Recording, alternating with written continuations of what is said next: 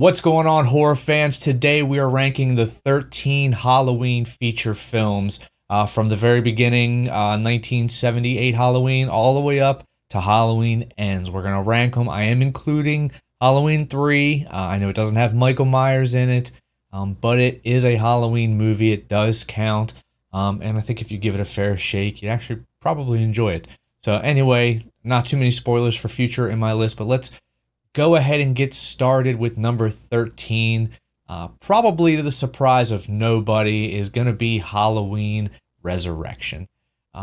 This movie was directed by Rick Rosenthal, so us fans were optimistic. We weren't sure where they were going to go after, obviously, the finale of H2O. But they brought back Rick Rosenthal, who directed Halloween 2 back in 1981. And so we were optimistic that he was gonna do a good job, deliver us somewhere interesting. But what followed was a really kind of contrived way to keep Michael Myers alive, completely butchering the ending of H2O. And then you have the nuts, the audacity to kill off Laurie Strode like that. I mean, oh God, don't make. Don't make me watch. Don't make me watch. Get it away. Get it away. It's so bad, okay? And then we get into the movie, and it's just so early 2000s with the POV and the cams everywhere. It's kind of weird, the shaky cam, but I can at least enjoy that. But you just don't have any really creative, cool kills. And then you have the character obviously played by Busta Rhymes, Freddy, who bitches out Michael Myers not once, but twice. He makes the character of Michael Myers a complete bitch, and it is embarrassing, it's insulting, and the finale's weak, the jump scare's weak, the movie is weak, and it's number 13 on my list. Easily. Number 13, Halloween Resurrection. Get it out of my face. I'll never voluntarily watch this piece of shit again. Goodbye. Number 12 is going to be Halloween 5, The Revenge of Michael Myers. This movie is interesting to me because they took everything about Part 4, everything that the fans loved, everything that I loved, and they changed it. They made it worse in most ways. You take Rachel, who is most people's favorite, final girl aside from Laurie Strode, and you unceremoniously dispatch her early in the movie, just gone. See ya. There she is, gone. You replace her with Tina, who I don't hate as much as most people, but she's still rather pressing at times, and certainly, unfortunately, a downgrade over Rachel. I would have been okay with both girls being alive. Why not have the friend dynamic too, as well as the Rachel and Jamie dynamic? So I don't know why Rachel had to die. That was a huge mistake. And then you take Jamie and make her a mute who somehow has a telepathic link to Michael Myers at this point, which doesn't make any sense. You've completely negated the end of the previous movie again. Made it worse by comparison because that really interesting ending that we had at the end of 4 is completely gone. So where did that go? What's wrong with where are we going from there? It's just done. Anyway, so it's just an utterly forgettable movie. I don't think the climax is very fun. The scene in the freaking shoot is kind of cool, I suppose, but that's about the only compliment I have for the movie. Donald Pleasance is his most psychotic version of himself, threatening little children at points. So it's a really weird movie. Michael Myers, tuck your freaking mask in, bro. And it just doesn't work for me. Not a fan of this one. Again, another one that I don't see myself rewatching voluntarily anytime soon. Halloween 5, The Revenge of Michael Myers is another easy number 12. Number 11 is going to be Rob Zombie's Halloween. Now, this is a movie that I wanted to love so bad. And honestly, I really did the first time I watched it. I liked the unique take on it. The story that John Carpenter told.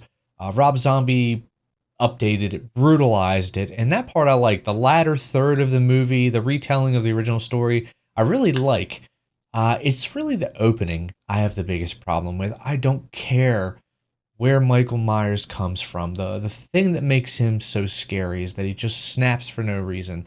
I don't want to think it's because his mommy didn't take him trick or treating or because he came from a bad family. You know, it's just that's not scary. Tyler Mane is scary. It's a scary man. So obviously, when you put him in the mask, it's scary, and he is effective at the end of the movie for sure. The middle of the movie, what you got the breakout and a random ass rape scene. So the middle of the movie, kind of, if whatever. The only part I really like watching is the ending. I could watch the ending third. It's a kind of a quick retelling of the original movie. It's fairly well done, but overall, again, not a movie that I revisit. If I want to see the original story, I'll just watch the original. So number 11, sorry, Rob Zombie's Halloween. It's where you got to be. Number 10. Number 10 is Halloween Ends, and it pains me. Oh my gosh, does it pain me to put it here? If I wanted to love this movie. I tried to tell myself it wasn't that bad. It wasn't that bad, but every time I watch it, I just where is my Michael? Where's Michael? All you had to do to make this movie not number 10 on my list and not suck so bad is one, make the Corey character the Cam character. Make him the boyfriend, Allison's boyfriend from the beginning. And he can be normal. He can still have a tragic past, but make him normal. And then have him have a run-in with Michael, maybe in the first or second movie. Combine the second and third movie into one movie, better yet. So, you know, part one, part two. Have him have a run-in with Michael in part one, and then in part two, he becomes this kind of conduit. So that makes that story so much more compelling if it's, you know, somebody that she's been with prior to all this happening. And give us another Michael Myers kill scene with Michael Myers. And all of a sudden, Halloween kill ends, whatever you want to. If you could make that movie really, really fantastic. But instead, it's a movie that just feels like a freaking tease, man. The opening's pretty solid. I will give them that. I like that opening. I like, you know, the shock of what happens. I really do like the kills. The whole kill scene at the garage is really, really well done. I don't dislike the kills. I mean, all of those guys, Christopher Nelson, all those guys, their work is phenomenal. Their special effects work is phenomenal. The mask is phenomenal. But the movie was just disappointing, and the ending, the showdown, I just wanted more. I feel like maybe I'm being greedy. I don't know, but I wanted more, and I was pretty unsatisfied with the final chapter. So, Halloween Ends, unfortunately, is number 10 for me. Number 9 is going to be Rob Zombie's Halloween 2. Now, again, I'm not overly favorable on this movie, but I am coming around to it. I've watched it again recently, and the first opening parts of that movie are really tough to watch. You know, when they find Laurie, when they operate on her, the crash where Michael escapes, and then the assault at the hospital, that whole sequence. I just recently did a video for horror openings. I should have mentioned this one. This was, regardless of my feelings of the rest of the movie, this is a really, really, really well done opening for making you feel uncomfortable. If that was his goal, he did a damn good job, because I'm very uncomfortable during the start of this movie. Michael Myers is terrifying. I don't really like what they do with Dr. Loomis in this movie. I think he's 100% the worst version of this character that we've ever seen. He's unpleasant. Most of the people in the movie are unpleasant. They make Laurie unpleasant, but at least you understand because of what she's been through. It makes sense. It still doesn't help the movie in its enjoyment. You know, you're not watching a fun protagonist triumph. You're watching a tortured soul. So it doesn't make the movie more enjoyable for me, but I do respect the decision. I understand why they did it. But this movie is coming around more because of some of the performances. Brad Dourif's performance is amazing for the brief moments that he gets to shine. And I know I'm not the only person to sing his praises when he finds Annie. That scene, especially if you're a parent, is it hits you, man. It's tough. It's a tough scene. So that gives it some points as well. And again, I'm coming around to the different take. Since he's not retelling a story, he gets to kind of do his own thing a little bit. So I'm not holding it up to the standard of the original.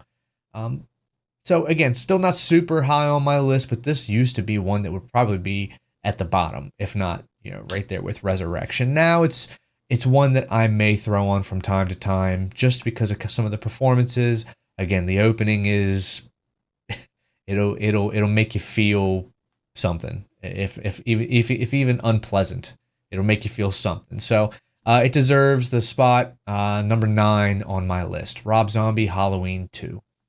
All right, and at the number 8 spot, we again have Halloween 2, but this time, in my mind, the superior Halloween 2.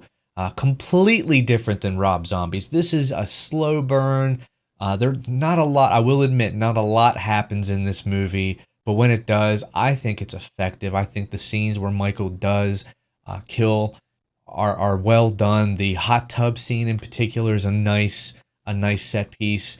I also really enjoy the final chase. I think it's one of the best final chases in the entire franchise. I mean, you sideline Laurie Strode for most of the movie, but at least when she gets up, her and Michael have a wonderful back and forth. And I really like the ending. I think that if this was all that you got in the Halloween franchise was, the first one and the second movie, and they're obviously perfect for back-to-back, double features. Halloween 1, Halloween 2 flow so perfectly together, and I love the ending. Again, if you're going to say this is it, and then they both blow up, I'm good with that. It works for me, and I'm just a big fan of this portrayal of, obviously, Dr. Loomis and Michael Myers. I don't dislike the kind of robotic. I think he's otherworldly. He's eerie in that regard. So it works for me. This is one that I grew up with. I watched it a lot as a child.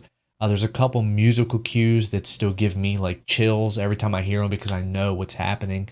So again, very effective movie. Much better than his latter attempt in the franchise, Rick Rosenthal, I mean. So, but this one, I think it deserves its spot at number 8. Not a masterpiece, but a worthy follow-up to the original and one of the better sequels.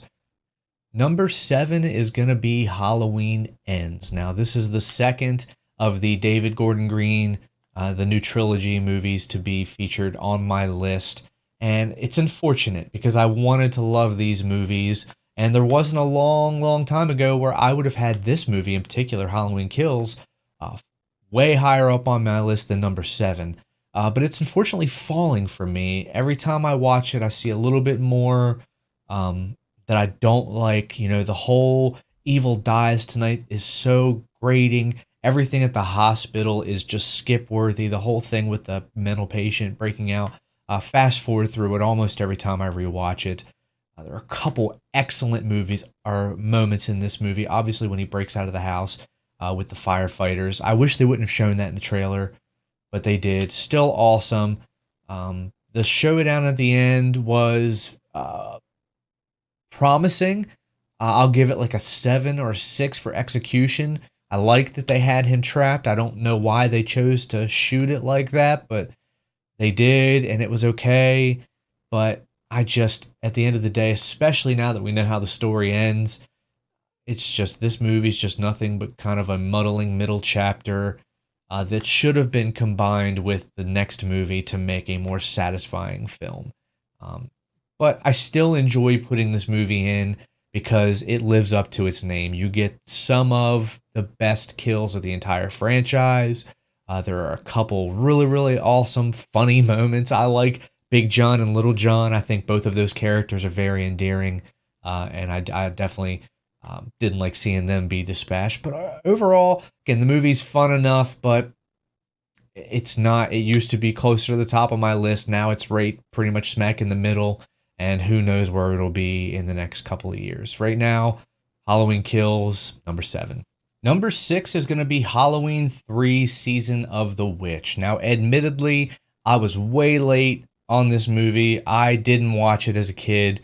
It took recommendations from some of my favorite YouTubers that made me go back and watch it. And that's the whole point of what we're doing is somebody's recommendation led me to give this movie another chance as an adult. And I really do enjoy this movie. I can't put it any higher on this list because it doesn't have Michael Myers in it. And we're talking about Halloween.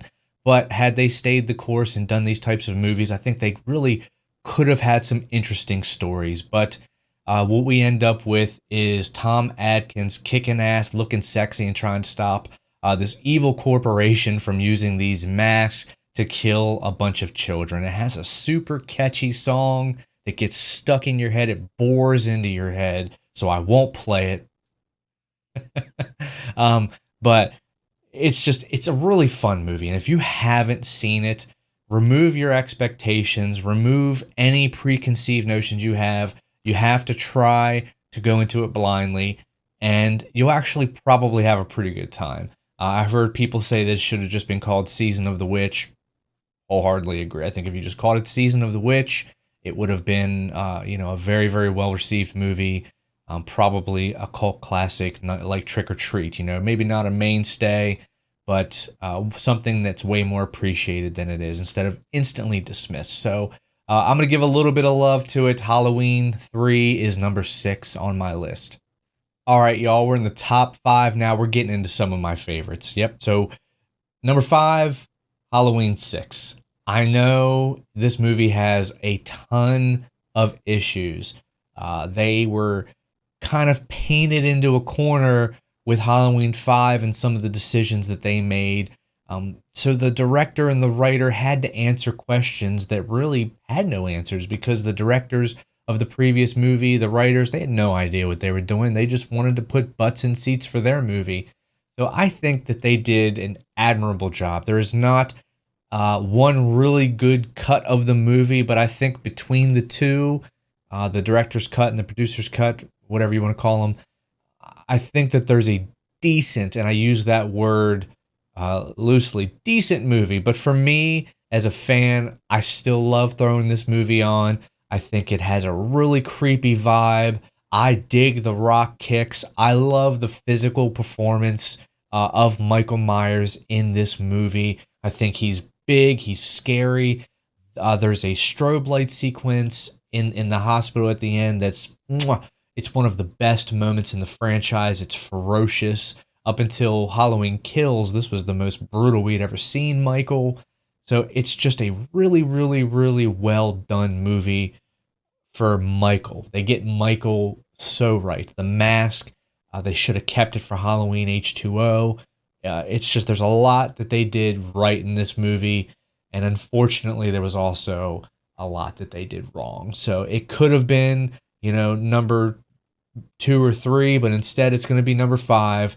I can look past the flaws, and I'm glad I can, because underneath, there's a really fun Halloween movie. And you also got Paul Rudd making his debut. So it's a really, really fun movie for me, especially because I grew up in the 90s. So number 5, Halloween 6, The Curse of Michael Myers.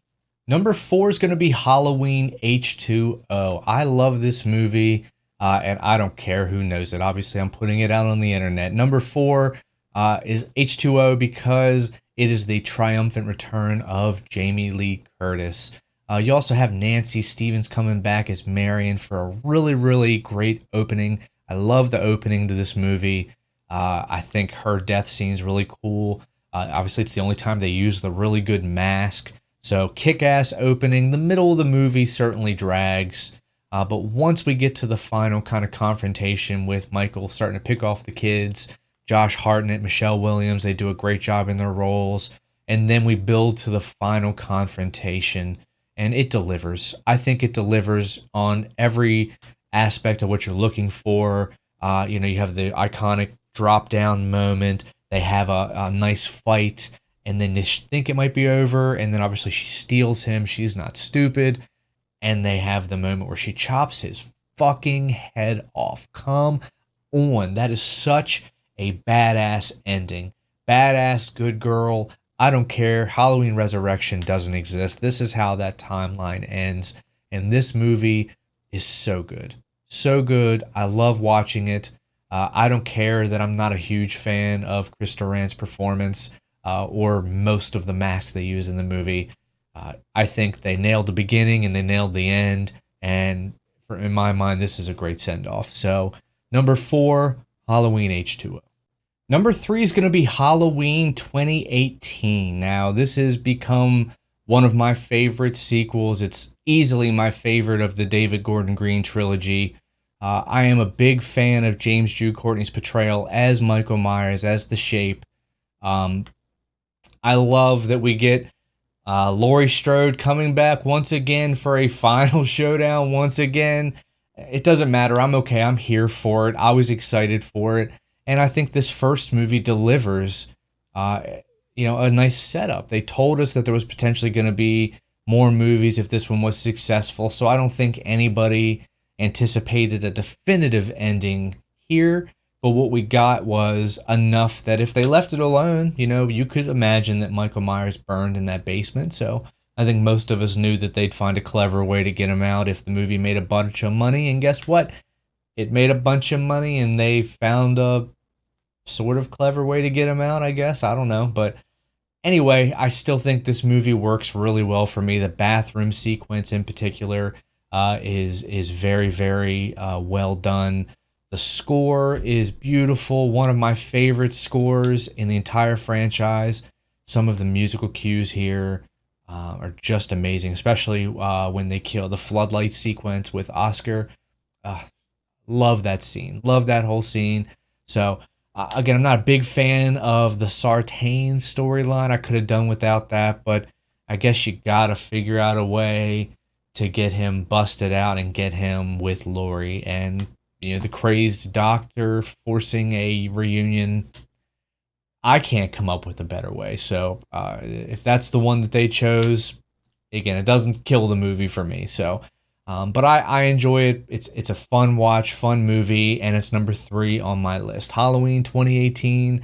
Number 2 on my list is going to be Halloween 4, The Return of Michael Myers. Now, I think that the strength in this movie is in its cast. You have Ellie Cornell as Rachel. You have Danielle Harris as Jamie. Obviously, you have Donald Pleasance coming back as Dr. Loomis, and then George P. Wilbur gives a great performance in spite of the mask and the shoulder pads as Michael Myers. And because Michael's coming after not only a older, woman, but a young girl, there is inherently more terror, more fear in the chase, especially when Rachel's not around and young Jamie is by her lonesome. So, but the whole movie works really well. They haven't quite gone to the lengths of the psychic connection yet in part 5, so it's a little bit more grounded. It's a little bit more realistic, and it's just terrifying. And then there's a couple fantastic kills in this movie. The way that Rachel's family is taken out is especially fun for me. So, but the movie as a whole works really well. You get to watch Michael systematically tear apart this town. The finale at the house is really cool, and then once they leave on the cars, and you have that kind of weird. I won't, if you haven't seen this, I won't let you know exactly what happens at the end, but it's an interesting climax, and it sets up something that's never really acted upon. But for us, seeing Jamie standing at the top of the stairs, what could have been? Who knows what they could have done with that? But it's completely thrown away in the sequel, so who cares? But this movie is iconic. It's still my favorite Halloween sequel, and it probably will be for the remainder of time, unless somebody comes out and makes a really kick-ass sequel. But for right now, Halloween 4 is going to be number 2 on my list. And of course, to no one's surprise, number 1 is still the king, Halloween 1978, John Carpenter's masterpiece. I mean, what can I say? This movie set the groundwork for this franchise and so many franchises moving forward. It's one of my favorite horror movies of all time. Not my favorite, but one of my favorite horror movies of all time. Certainly the best in this franchise. And it sets such a high bar because it's so simple, and yet they were able to craft the perfect horror movie. I mean, it's all atmosphere and suspense, and they don't have to go out of their way to show you all this blood and gore.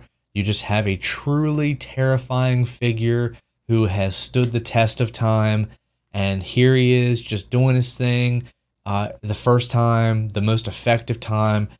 The lighting is beautiful. The music is chilling. If you watch this without the music, it's definitely not as scary. The music makes it. But it's a perfect horror movie, and in my life, I hope that I see something like this again. But for right now, number one is the original Halloween 1978. Thank you, John Carpenter.